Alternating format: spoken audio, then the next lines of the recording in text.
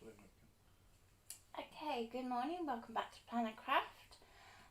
As requested, I'm going to go through some card shapes with you today. So I'm going to work in Affinity just so that I can have guides and things that make life a little bit easier. Okay, so I'm going to go to a new document and I'm going to go to my Scan and Cut active area.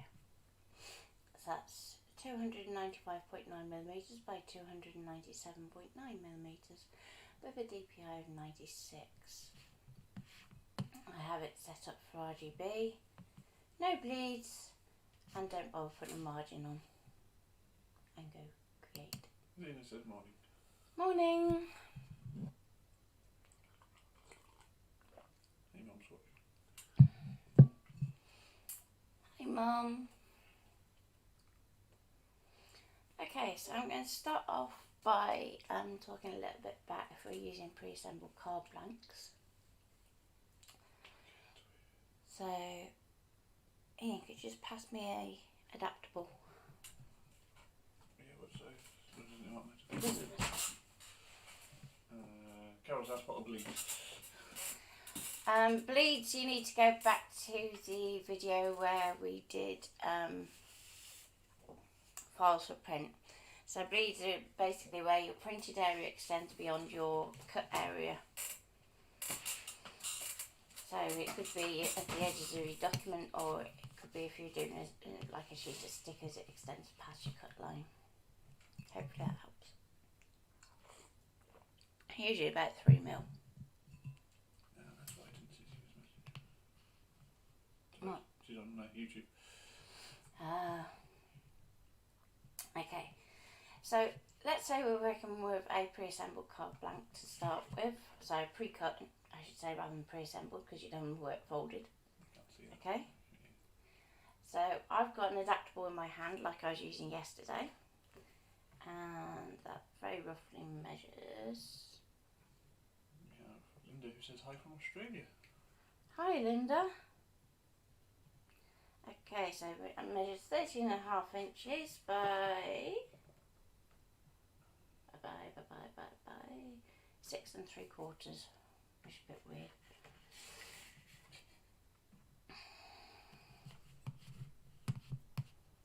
So what you would do in this instance, because that extends past the point of your mat, we're going to work with it in a vertical formation. Okay, so I'm just going to draw this rectangle and I will measure again and just double check. Measure twice, cut once and all that. Okay, so definitely 6 3/4. So I just want to check down here. Make sure your arrow tool selected and your shape selected, and then you can use your transform. And the other thing is, just because I measured that in inches, I could do it changing to inches, and this is going to be done for me today. There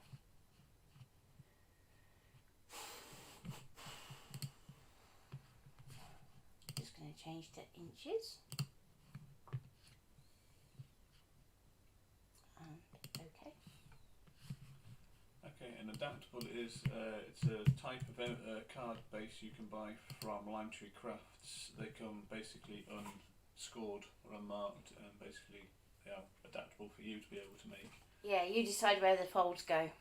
So the idea being that they're pre-cut and you just score, or you can do a partial die cut on them, which is a little bit kind of like what I'm going to show you in a minute.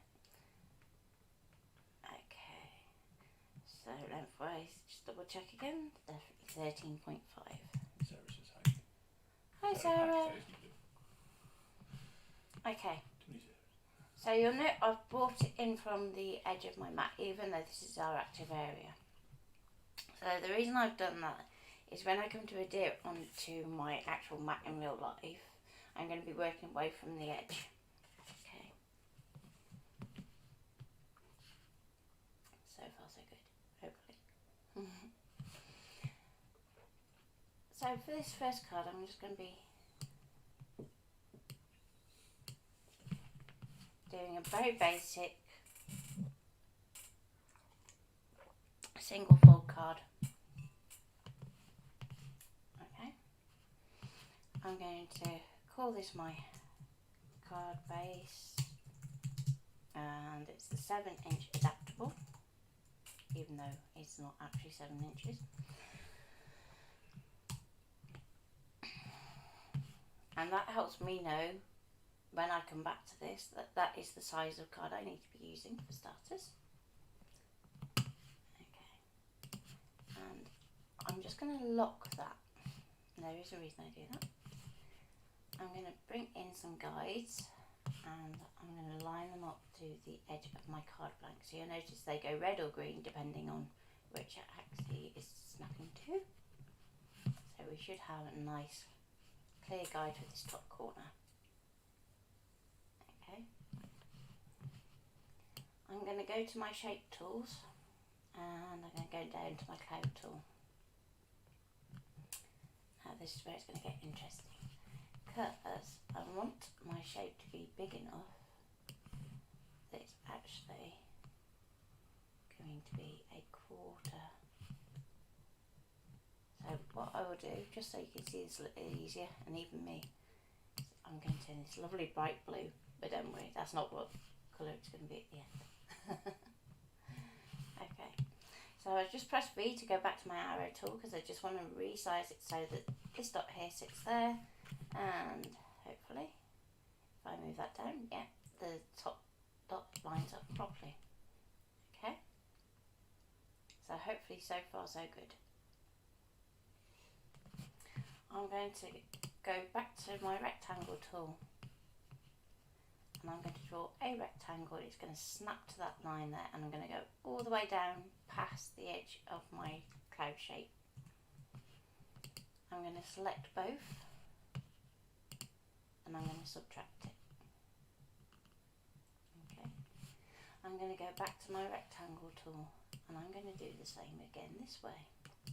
So bigger than the shape and subtract. Okay, so we now have our card base and a layer that would go on top. But what we're interested in doing is actually shaping this out of the card. Now, as I said previously, it is a very rare occasion when you would want to cut to the edge of your piece of card.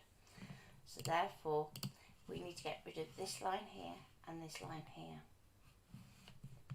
And the way to do that is we're going to go to our node tool.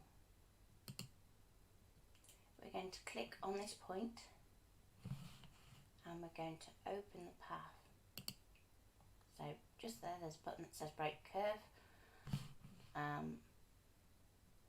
On some of the software it gives it different names, so like separate or so on and so forth.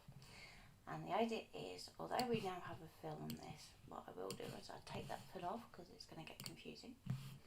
And you can see we now have an open path. But we don't want that node there, and we don't want that node there. Okay. So with this curve selected,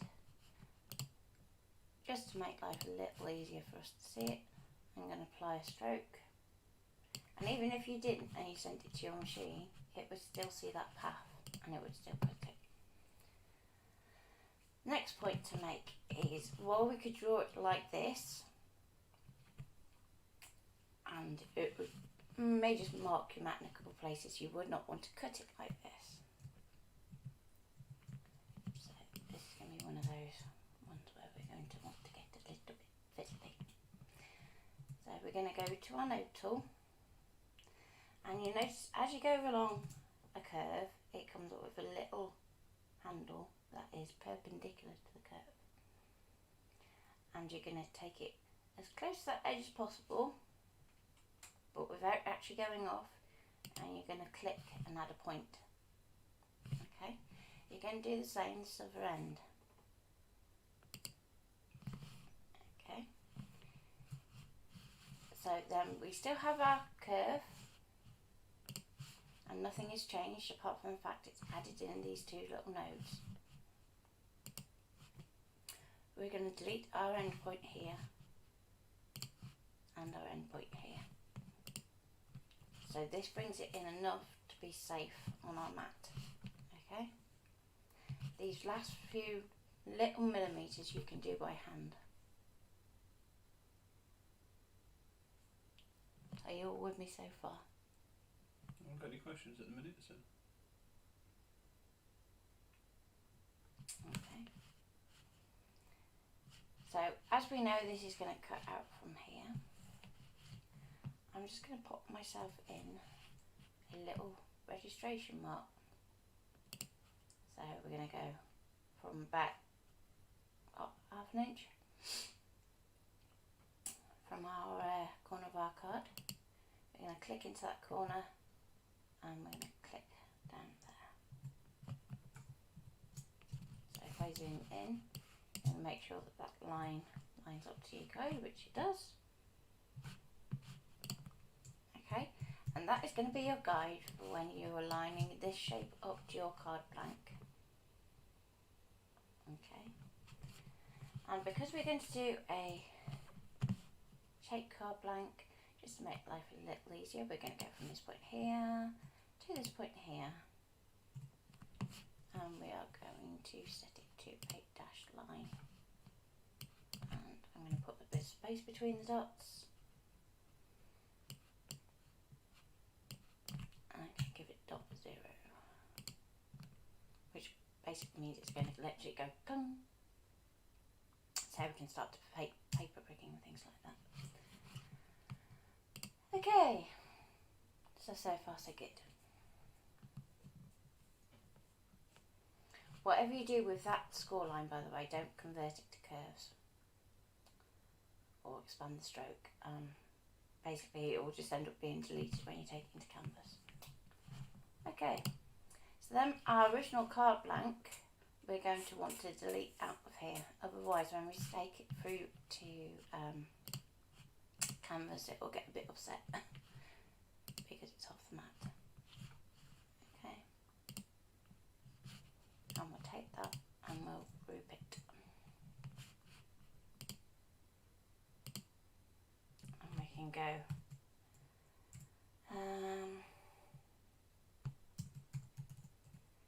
code card 7-inch adaptable.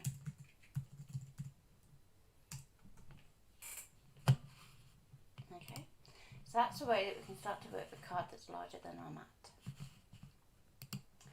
So first of all I'm going to do a save as.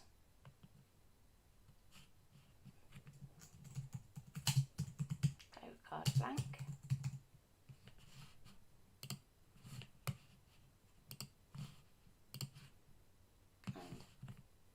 Remember to put the 96 in and export the SVG.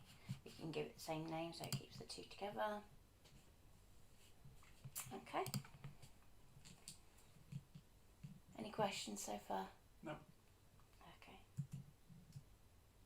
I'll just give you a few seconds to ask any questions before we go to the next shape.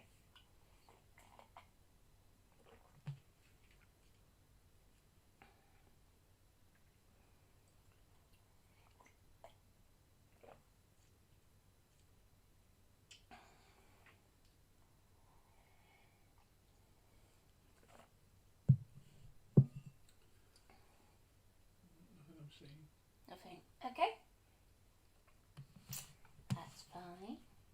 So I'm going to go to new. I'm going to start another file with exactly the same, but this time I'm going to use the 12 by 24.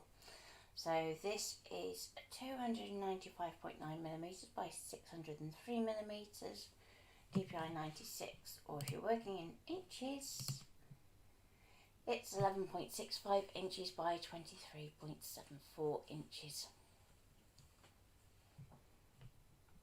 And just for now I'll stay in inches. So for this one you're going to need a nice big piece of card.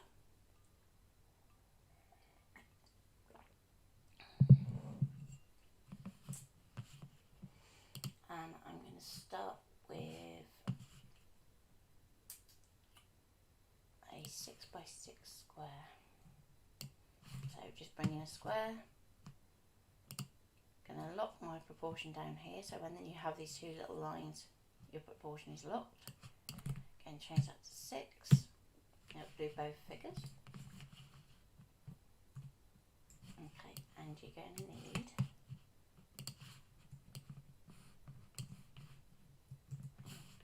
let's put some colour in. There we go. You're going to need 3 of them.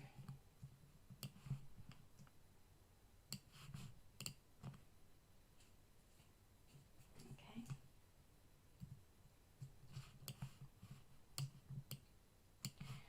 And these you want to set up as your kind of guide shape, so we will group them.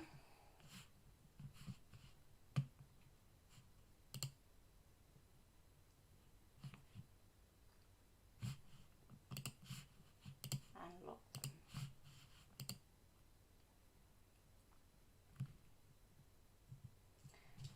So what I'll do next, actually, just so you can see these a little better, I'm just going to put a stroke on that's a little bit bigger so you can see them on the screen. I'm going to take the colour fill out, so now hopefully you can see roughly what you're aiming for. So you want them to be touching. Can you just let me know that you've got that if I carry on?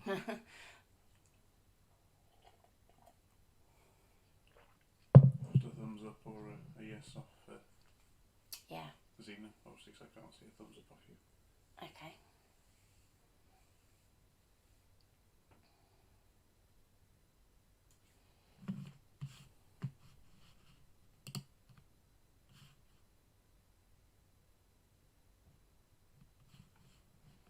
Okay, so I'm going to go up into my top left corner. I'm going to click.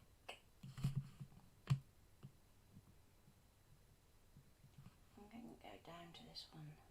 And you'll notice that it comes up with a really helpful guideline of spacing between your 2 points. Okay. And I'm going to go for about 1 inch.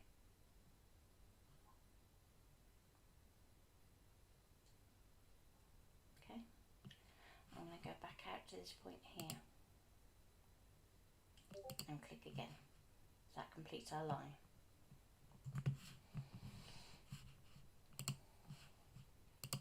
Would it be possible for you to tell us which symbols you're using, as it's hard to see where you're going? Okay, yep, I can do. So that was just done with the path tool, which is P for your pen.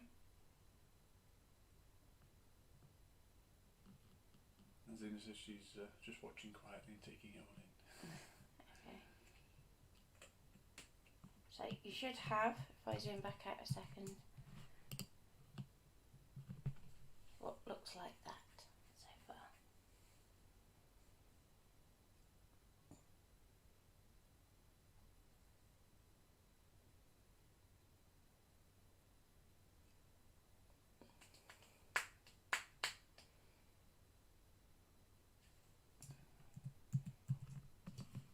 Okay, we're going to go back up to the original corner, and again it will snap to that corner. We're going to go in here, and again it's going to give us our spacing from our last point. So I want to go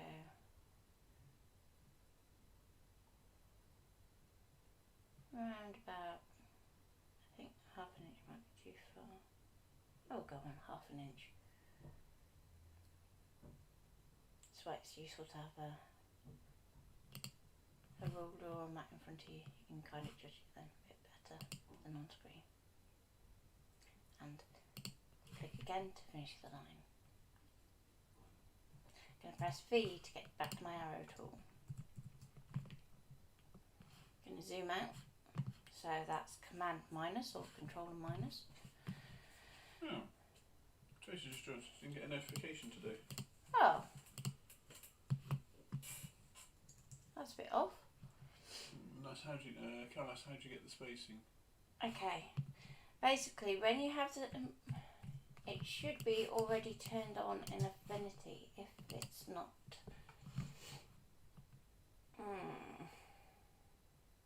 if it's not,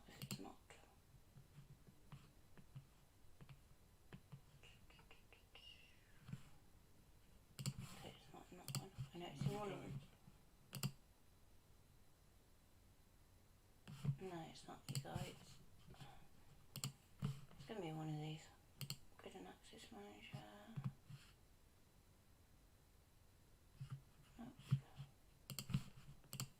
I'll be in one of them. Assistant.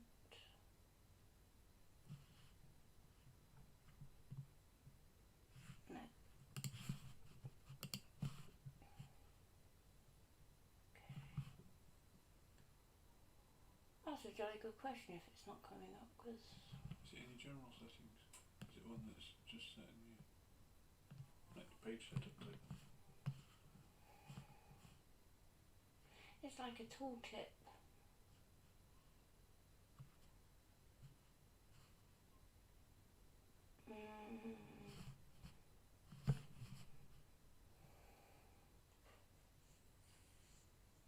I would have thought it'd be somewhere to be able to say. Make sure your snapping's turned on, because that's really what it was working on, because it goes to, you can tell it which size it can and can't reference and things like that. So as long as your snapping's turned on, it should be working. Which menu is that in? So it's in View, Snapping Manager, and then just make sure that box is ticked, because then there's one down here that says snap to gaps and sizes, and that should be kind of ticked. So if you want to try and set yours up the same to match mine, I can leave that on screen for a minute and just let me know when you're done.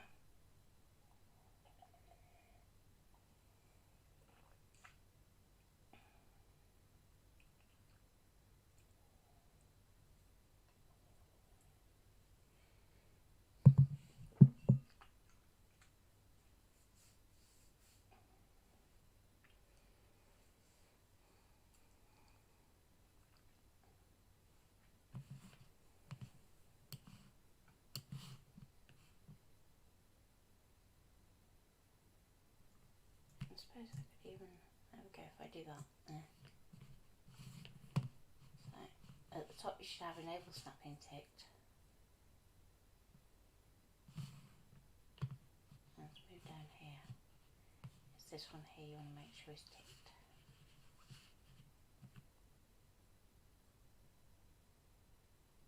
And the key points is a handy one for when you're doing boxes. Okay? So just let us know when you've done that and I'll take it off screen.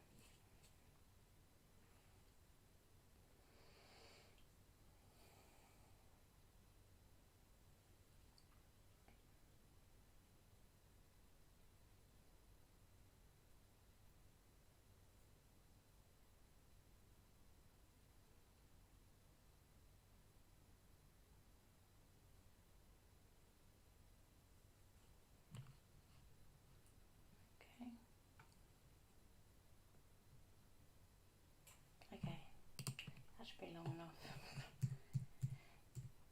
So, I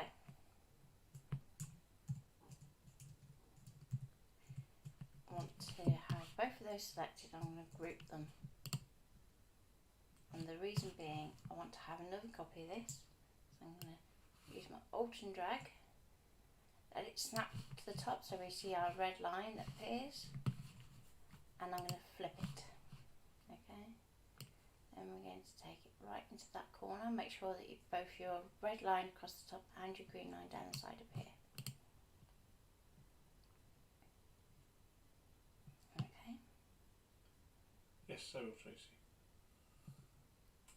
What's that? Tracy wants to talk to you later about inks and watercolours if you don't mind. Okay, yeah, we can do that in the scrapbooking stream, can't we? Inks and watercolours. Well, we can talk. Okay. Yeah. Okay. So now that we've got this line set up, I'm going to break my own rule, because usually I wouldn't do crossing paths, but this one's going to cross just because. Make sure that it's dashed, and if need be we can just hide our to make sure that it's okay. We're going to take a copy of that line using Alt and drag so that we have two. Okay, and I'm going to zoom back out, and I'm going to get my rectangle tool, and I'm going to draw from one corner to the other. So then when we get rid of our guide layer, just going to select my rectangle, give it a solid line, so we know the difference between the cut lines and the score lines. And that gives you a lovely trapezium easel card. And group them and call it card base. Alt on the Mac is still Alt, isn't it? Yes. Yeah, it's the one next Alt to doesn't. Command. Yeah. Or Control. Alt Control. Yeah.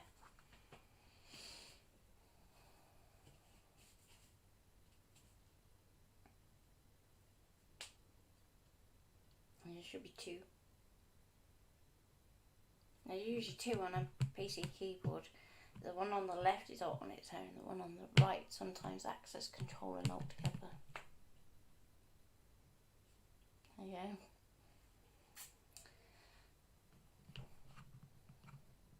Consider now I've been on a PC in like years. Yes, I really have to.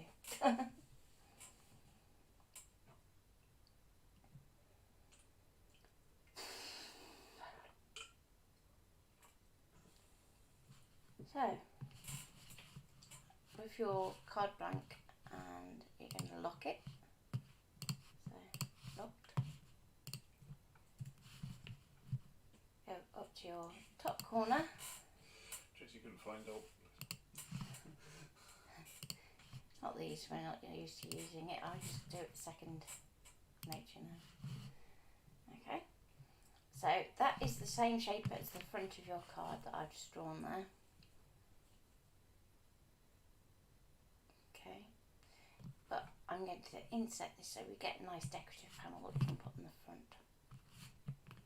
So if you remember, I said that to do that, we're going to increase our stroke. So we've got a nice border from our path to here. We might even go a bit bigger than that, just because. I'm going to go to expand stroke. I'm going to press A to get to my node tool. And I'm going to delete the node around the outside. So all I'm leaving is that hole in the middle, and that will automatically make it a shape.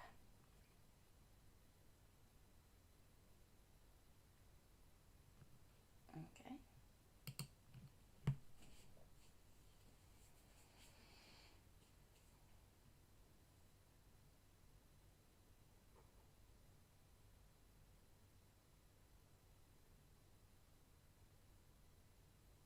Everybody okay? Caught up that far? Okay. Next I'm going to go in here, and I would advise that you don't try and offset this one, because of it's a bit of a nightmare to try and place it, so it's easier to just go solid shape. So I'm just going to turn the outline into the fill. Tracy says this looks 3D. It is 3D eventually. You're going to flip it, and it's going to go in there. If you want to do something on the back panel, which is what this becomes, that is entirely your choice. Monica says hello. Hello, Monica. And we can do the same with our panel down here. So I'm just going to, just for ease, I'm just going to go in with a square. I'm going to flip it back so we've got our same offset. And then go to layer, expand stroke.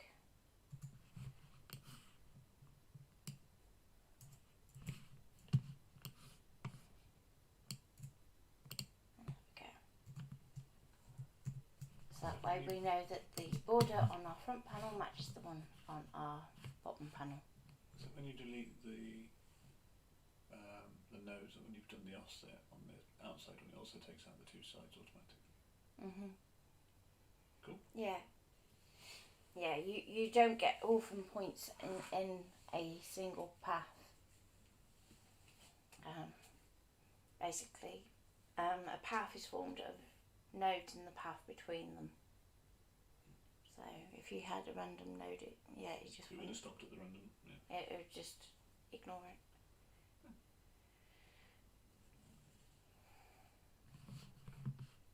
Thank you, Tracy. You just shared it out for me. Okay. So hopefully you're all okay with that. And we can go to File, Save As, and we'll call this Trapezium card. What size is that one? 6x6, wasn't it? This one is 6 by 18. Because you got the long. Yeah, because you've got the 3 panels to it. We haven't got any card to put that up with. Not at the moment, but you can always resize these. So although I'm creating these at 6 by 18, you can always resize that down so it becomes 5 by 15 or so on and so forth. Just bear in mind that obviously your folds become that much more complex and the smaller you go, so you won't want to create it tiny because the little bits in here get a bit of a nightmare.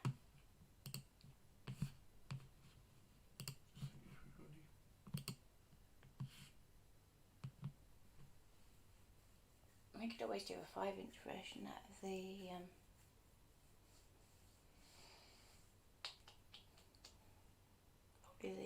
7-inch adapter.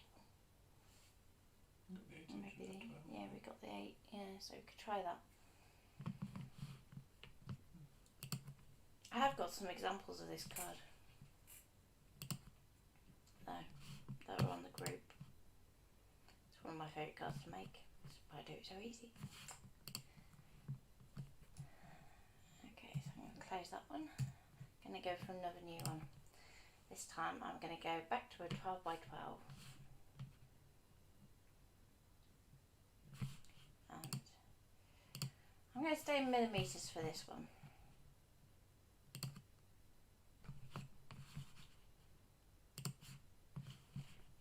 And I'm going to start off by drawing in a big rectangle. And I'm going to make it 297. Untick the little ratio button and then 210. Okay. So if we take this up here,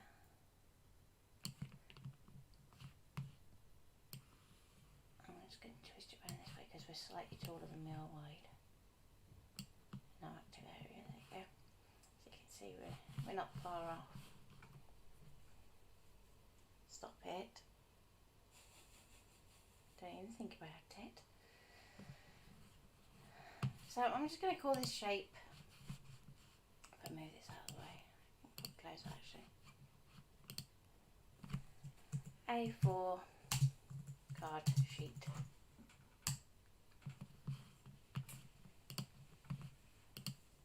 And I'm going to lock it. I'm going to go to my pen tool, which is P.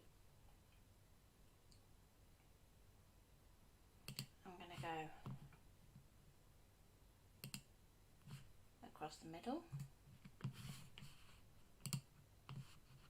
I'm going to give it a dash stroke.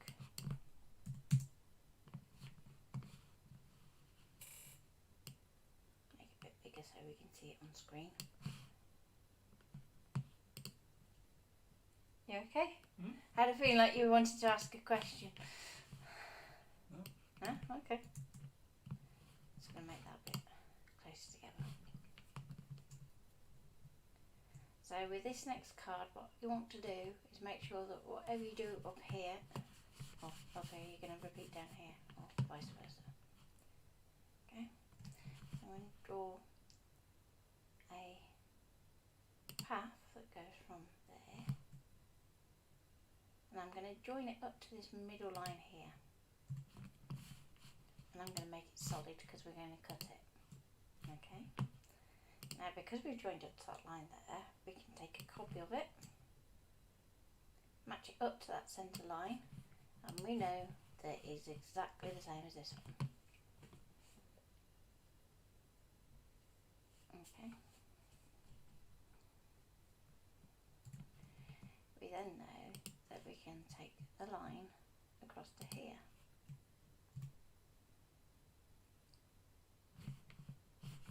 And we're going to make that dotted because we want it to fold, not cut. And we're going to do the same there.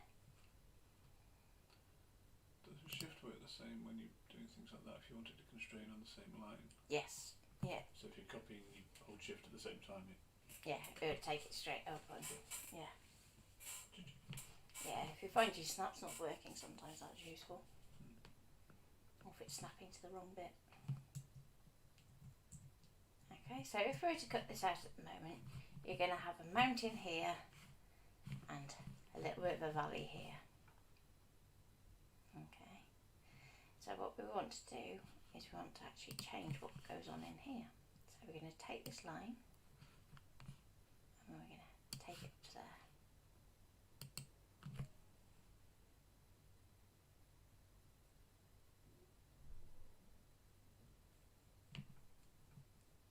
Everybody with me so far? Mm-hmm. Okay.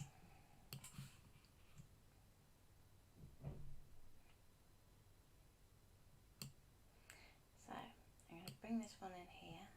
I'm going to, just for ease to get us started, I'm going to drop that into the middle. I remember what I said, I think that goes down there and needs to repeat up here. So if we act like this is our card front, so there's the front of our stepper card, this bit's going to fold down, this bit's going to pop up, and the next bit's going to go down. So this one's going down here too, so therefore we don't need this line here. So I'm just going to zoom out because my mouse is being done today. So we're going to take that line out. We're going to bring our cut line down to this point.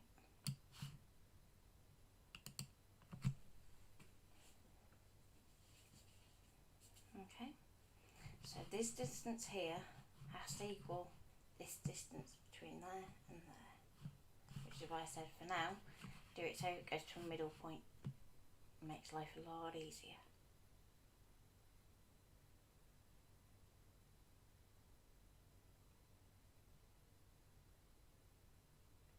Okay. Mm-hmm.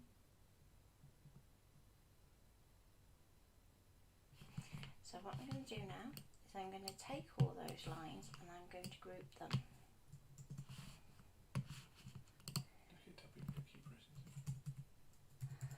So group is Control G or Command G, and I'm going to call that the step mechanism.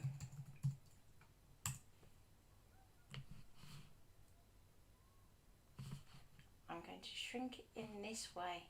Don't do it like that. Bring it in this way. Okay? Remember what I said, you never want to go to the edge of your card. Okay?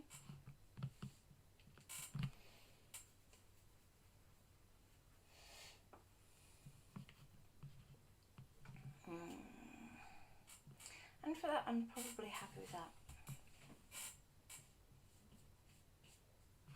Leave your base shaping for this one as well, because that becomes your registration for your size. I was asked, why did you put the line and then take it out? Okay. The reason you put the line in is that's the line that I put in, and I took out the other one because you want to get that midpoint. So it has to be equal between there and there. So that's the easiest way of making sure that you have got it accurate. Okay? A bit more of a guide than it is. Yeah. And sometimes when we're building complex projects, you'll find that you are doing that. You put stuff in to help you out to get your guide in the right place, and then you'll take it back out again.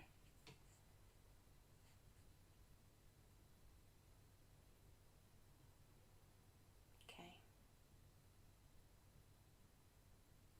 We're going to be doing some boxes next week, so there's going to be some fun boxes that we're going to be doing.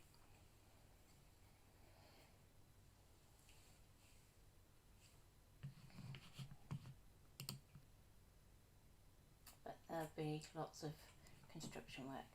So hopefully you're all sorted and you can just give me a thumbs up. And I'll just do a save as while I'm waiting. So this is step card A4.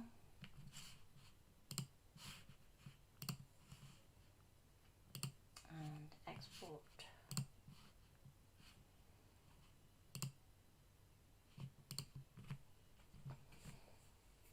Do you have the ability in Affinity to save them as like templates, so that you could then come back to them, and if you wanted to put a design on it, then you could just have that as a template background and just put it in as a... Yeah, so it's a good question that, actually. Let's see how I can do it. You can do it. Sorry, Tracy's washing machine died. Oh no. So she's had to go and hand wash some of hubby's clothes. Who was it that had the washing machine repaired the other day? Was that Sarah Lou? That was Sarah Lou, yeah. She had I know, we're jinxing the washing machines. Don't say that. Yeah. If you go down to File, Export as Template.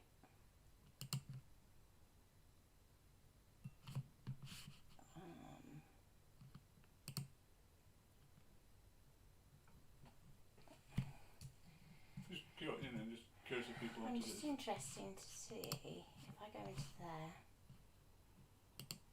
I'm going to add the folder, so choose. Yeah, so then you can go in there and create a new one. And it does it as a new document, so yeah, you could then go in there and go, right, okay, this time I'm going to decorate it with. Tracy, that's what she missed. Yeah, not too much. Today I'm going to do a diamond panel. And you could do another one where you've done a rectangle panel, or if you want to put an arch in, because I did like an arch one, didn't I, one time? Tracy's been dead for a week, she's still waiting for them to come look at it. Ooh. So it's going to go like that. Don't save it, because it's a template one. I'm going to go back to the light mode because I think this is more difficult to see. Don't you? I don't know, I can see it better. Tell me which image is better to see the icons. I think it's that one.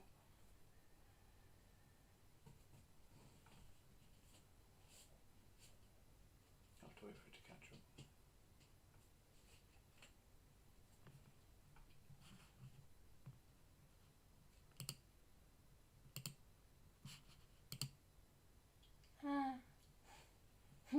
What?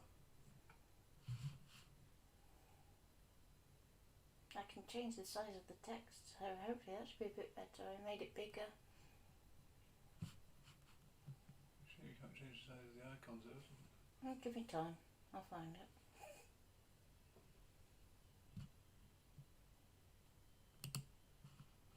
So that one. So when it goes light, that you're on now. Yeah, so light. Leave it light for now.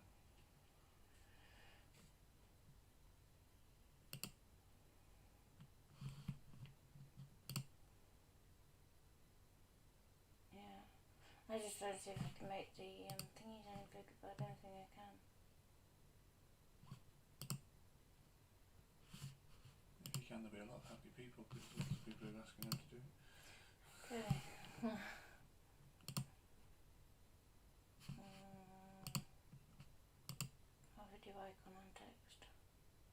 couple of them I made big. It Okay. actually hasn't changed the size of your icons, has it? No, but because I've got text big, it should actually be a bit easy to see roughly where I'm heading. So that's just like on text.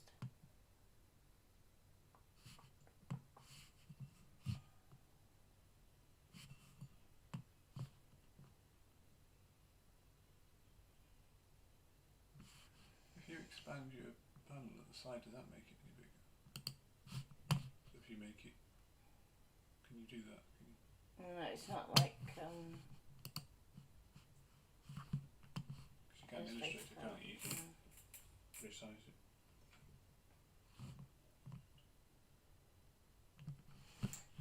I can change the number of columns, but I can't see it would increase the size, which is just annoying. Shame.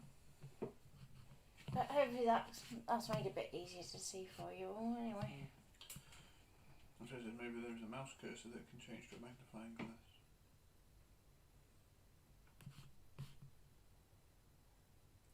I can do like a location zoom, so wherever my tool is, I can zoom in.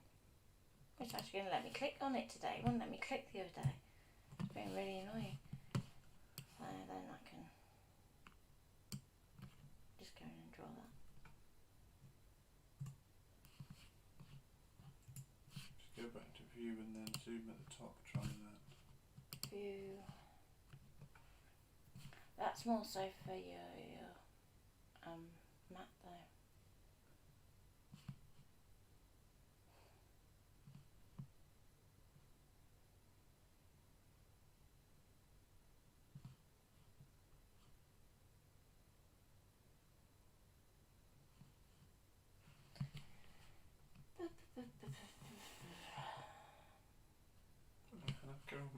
Yeah. We'll have another play. Yeah. There's got to be a better way of doing it though, because it's like, I can't keep going in out, in out, in out.